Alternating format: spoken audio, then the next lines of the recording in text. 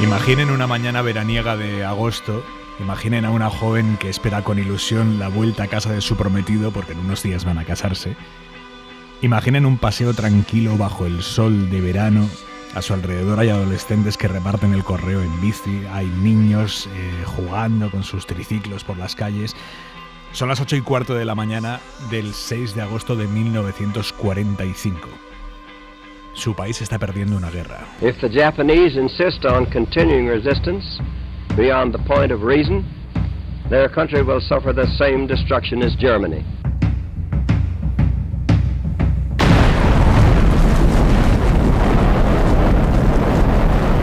Ahora piensen en el estruendo más salvaje que sean capaces de imaginar. Una luz blanca invade toda su ciudad y les ciega. Y tras esa luz, un interminable viento caliente que deja paso a una mezcla de rojo, negro, gris. Su casa, hecha en madera y con puertas de papel, arde. No es la única. Junto a ella, miles más se consumen bajo las llamas. Sus oídos están momentáneamente sordos, tampoco escuchan los gritos de auxilio que les rodean. Si han tenido suerte, puede que la onda expansiva solo haya dejado quemaduras en una piel que se les cae a jirones y habrán volado unos metros. No lo saben, pero esa bomba provocará una enfermedad que las acompañará toda la vida. Y eso sí han tenido suerte. Si por contra la bomba les encontró demasiado cerca de ella, habrán quedado carbonizados, como un recuerdo en piedra que ilustra la barbarie que el ser humano es capaz de desatar.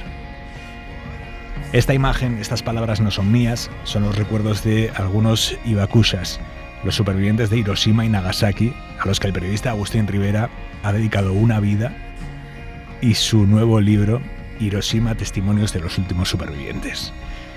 Agustín Rivera, buenas noches. Buenas noches, Aimar. Gracias por venir a Hora 25.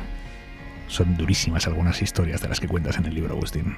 Sí, desde luego que son duras, son testimonios de toda una vida y de qué pasó en ese momento de la explosión, el 6 de agosto de 1945 y el 9 de agosto, tanto en Hiroshima como en Nagasaki.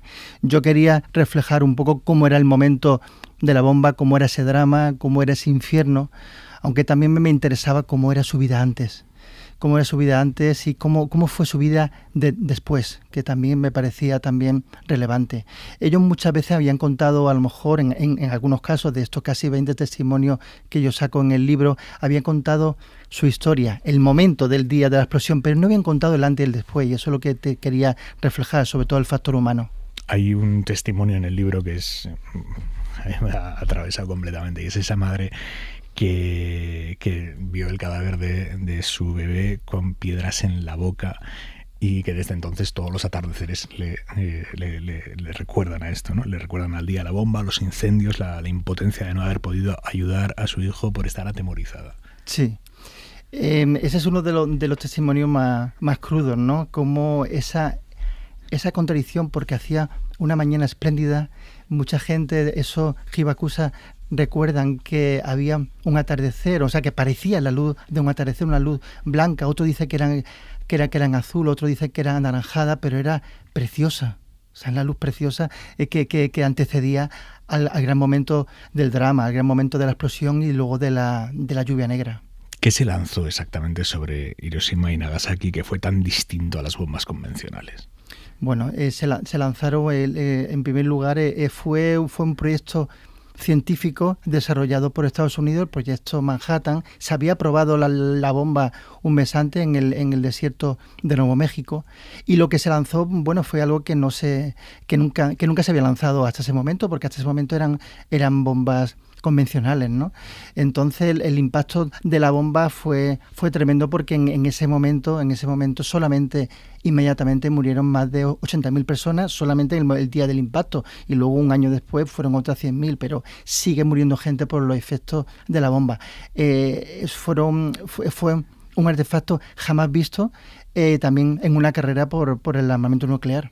Me has hablado de las lluvias negras, háblame de las lluvias negras. La lluvia negra es la radiación, la radiación que hubo en ese momento, bueno, apenas unas horas después del lanzamiento de la bomba. Hay un testimonio que así arrancó el libro, Hiroshima, testimonio de los últimos supervivientes, que es el de Masayo Mori-san.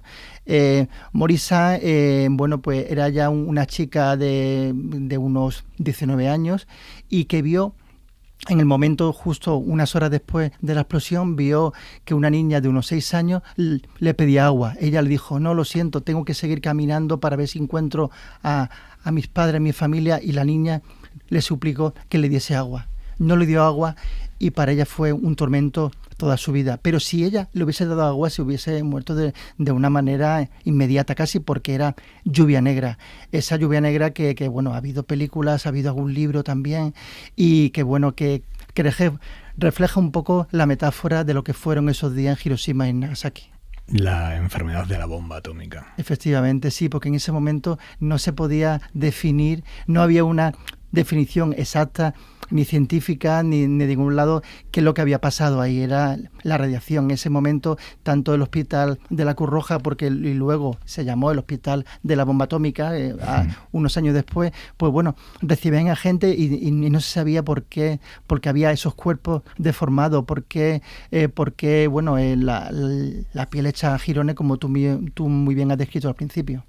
La mayor parte de las mujeres entrevistadas, supervivientes, repiten un patrón, y es el temor a no poder casarse por las quemaduras que tienen en la cara a raíz de las bombas, y por el miedo a tener un hijo que herede no solo las penurias de un país destrozado, sino de un cuerpo absolutamente enfermo por la radiación. Sí, sufrieron un gran estigma, sobre todo las mujeres.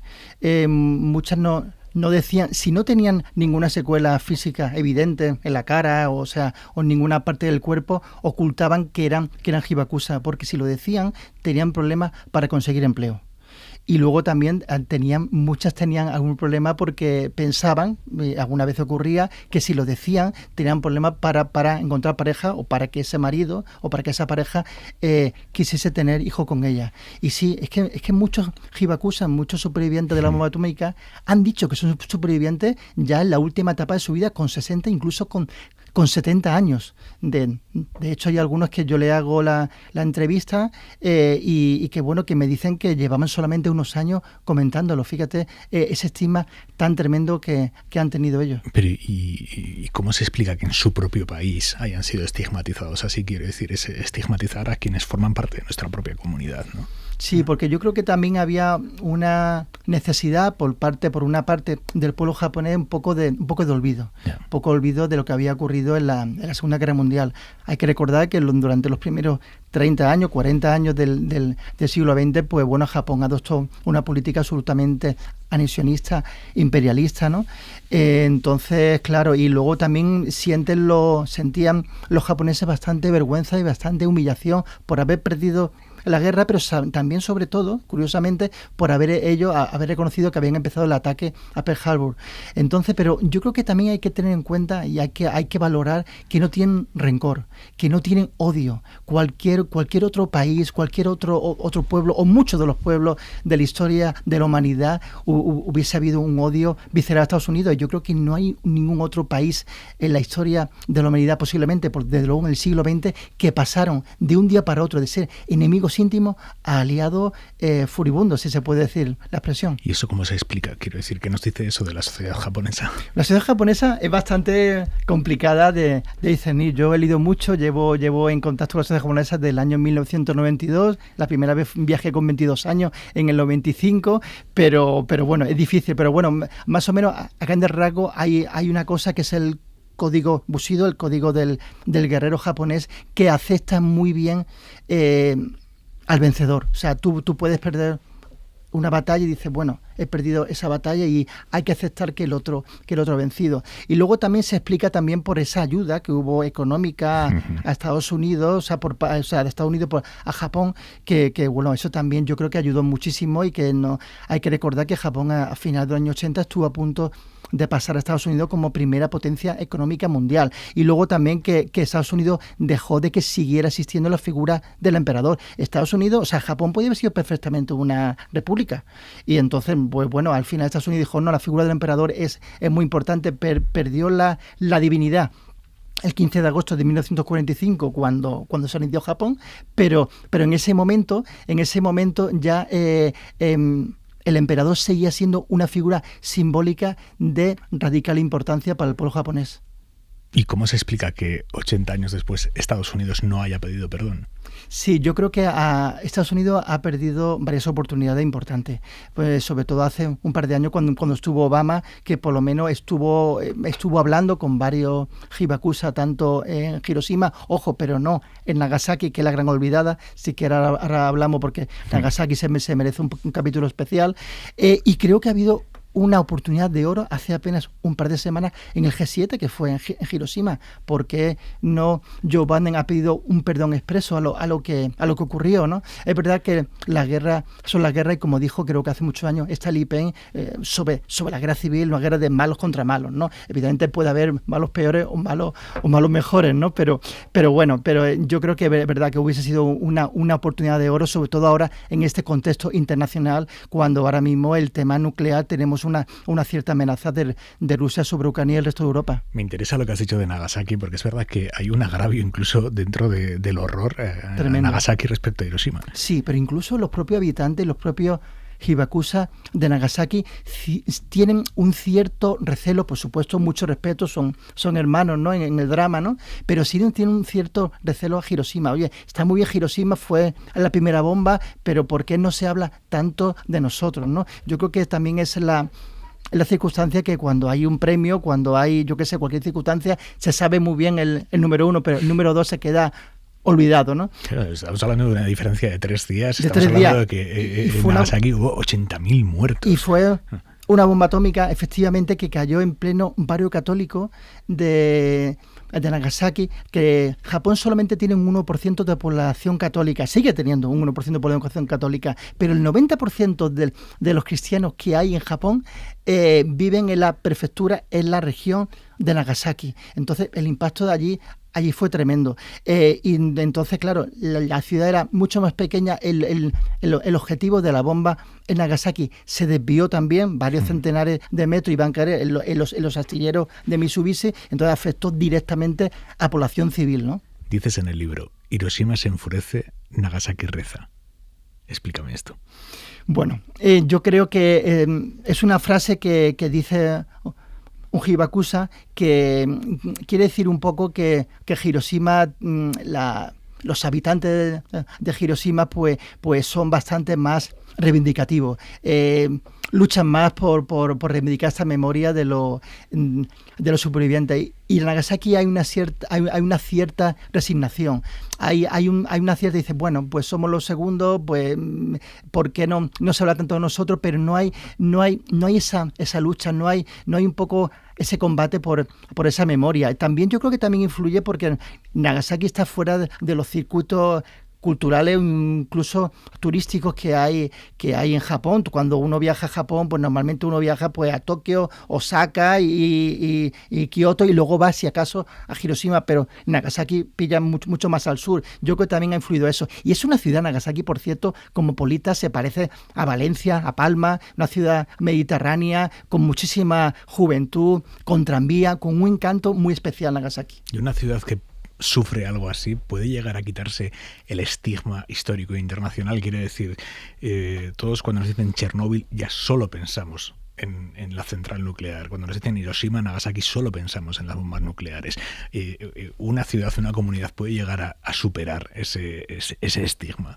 Sí, lo llega a superar. Yo la primera vez que estuve en Japón, bueno, la primera vez que estuve en Hiroshima, la gente me decía, ten cuidado con la radiación.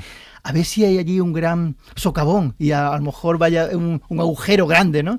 Entonces, claro, son cosas que uno, bueno, ahora ya pues puede sonreír, ¿no? Pero sí es verdad que son dos ciudades que han sabido sobrevivir a eso, que como decía Rilke, sobreponerse es todo, y que ahora mismo son dos ciudades bastante modernas que tienen equipo de béisbol que tienen, bueno, ese equipo de béisbol en Hiroshima es el más importante que hay en el país, que tienen una gastronomía muy rica. Yo en el libro, en Hiroshima, Testimonio del último superviviente, no he querido solamente centrarme en el drama, que por supuesto es lo más importante, sino también en cómo viven ahora esas dos ciudades. En cierta manera, en alguna parte del libro es un libro de viaje, es un libro también de memoria de mi etapa de reportero ahí en Japón, y eso sí se refleja muy bien cómo es el actual, la actual Hiroshima, la actual Nagasaki. Sabes que hay muchas críticas bueno, hay unos sectores de la población un tanto quizá morbosos que hacen el turismo de catástrofe, y Chernóbil es el caso claro de ello, ¿no? Hay gente que va allí al turismo de catástrofe. ¿Eso en Hiroshima y Nagasaki existe también?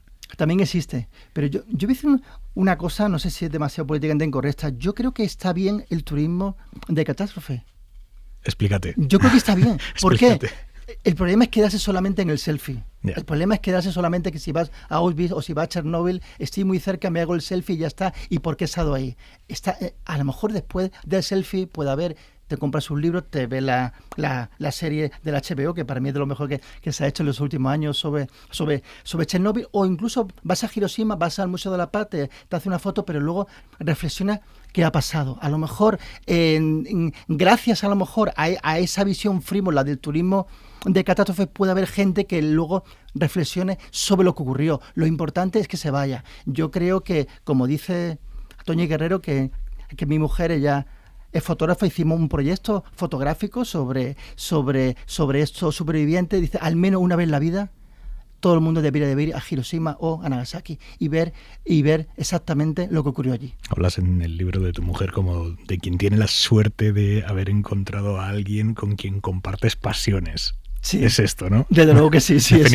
Definirías el libro como una aventura apasionada compartida. Totalmente, sí. Esta misión compartida y me apetece que el lector también comparte y sobre todo que se conozcan esas voces, sí. Hiroshima, testimonios de los últimos supervivientes, de Agustín Rivera. Muchísimas gracias, Agustín. Muchísimas gracias, Aymar, un placer.